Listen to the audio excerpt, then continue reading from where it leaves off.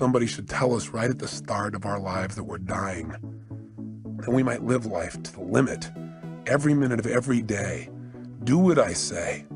Whatever you want to do it now. There are only so many tomorrows. Whatever you put out here, ladies and gentlemen, I guarantee you it's going to come back. Now, the reason that most people don't give is because they operate out of a consciousness of scarcity.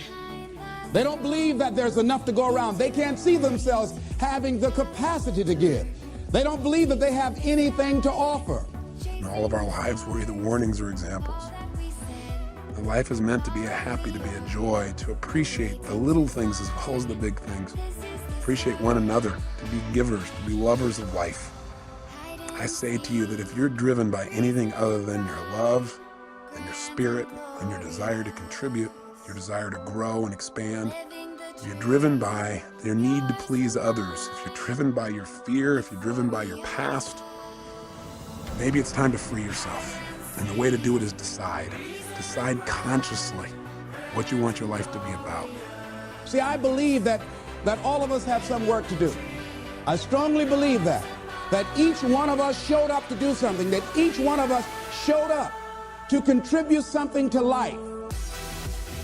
And that if we don't do it, it will not be done.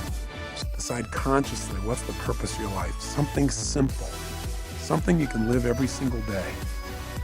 You know, I think that when I look at people's lives and I see the people who are having so much difficulty, I think the number one reason why people fail to experience joy in life, experience life as a win, is not because their life isn't a win, because the win can be just reaching out and touching somebody around you.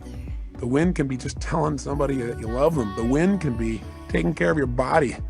The win can be stopping and feeling grateful. The win can be anywhere. You don't have to land on the moon to have the win, and you can enjoy landing on the moon too. But how much better to enjoy the process? Because we're going to spend most of our life in process towards the achievement of goals. Now, I'm not saying don't go do things, and I'm not saying don't have grand schemes and dreams, and I'm not saying don't do those, because our lives are better because people have dreamed huge dreams and they've made them happen. But I'm saying don't do it at the expense of not appreciating what's true along the way. See, you are part of an equation, and you are needed.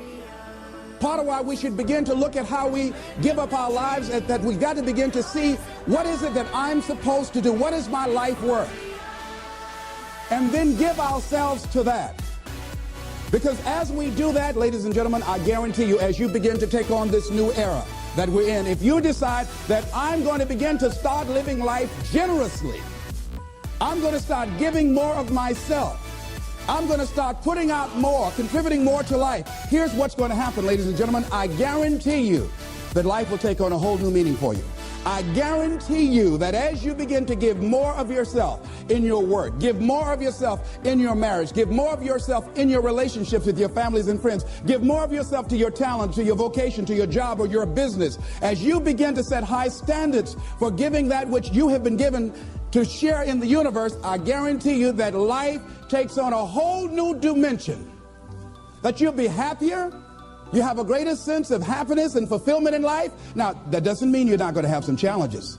That doesn't mean that you're not going to have some problems that you'll be dealing with on a day-to-day basis. No, that doesn't mean any of that. No, that will not exempt you from that. But what it does mean that now you will begin to take off on some new paths to some newer horizons. That you'll begin to see life totally different than most people. I think that's what Henry David Thoreau meant when he said most men live in quiet desperation.